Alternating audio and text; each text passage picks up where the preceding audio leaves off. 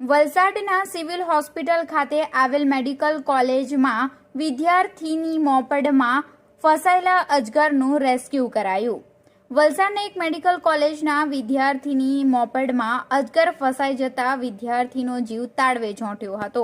જોકે વિદ્યાર્થીએ સમય સૂચકતા જાળવી ગાડી સાઈડ પર પાર્ક કરી અજગરને પકડવા માટે પ્રાણી ફાઉન્ડેશનના મેહુલભાઈ રાઠોડને જાણ કરી હતી અને મેહુલભાઈને આ બાબતે જાણ થતાં તેઓ તાત્કાલિક સ્થળ પર દોડી આવી અજગરને મહા મુસીબતે મોપેડમાંથી બહાર કાઢ્યો હતો।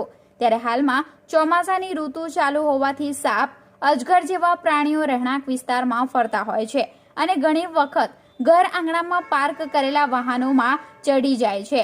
ત્યારે વાહનોને ચલાવવા પહેલા અચૂકથી ચકાસી લેવા જોઈએ, જેનાથી જીવની સલામતી સચવાય। ત્યારે આ કિસ્સામાં પણ મેડિકલ કોલેજના વિદ્યાર્થીની સજાગતાના કારણે વાહનમાં છુપાયેલા અજગરને બહાર કાઢવામાં આવ્યો હતો, જેમાં વિદ્યાર્થી તેના મિત્ર સાથે કોઈ કામ અર્થે બહાર જવા માટે પોતાની મોપેડ નંબર GJ5LJ7293 લઈને બહાર નીકળી રહ્યો હતો।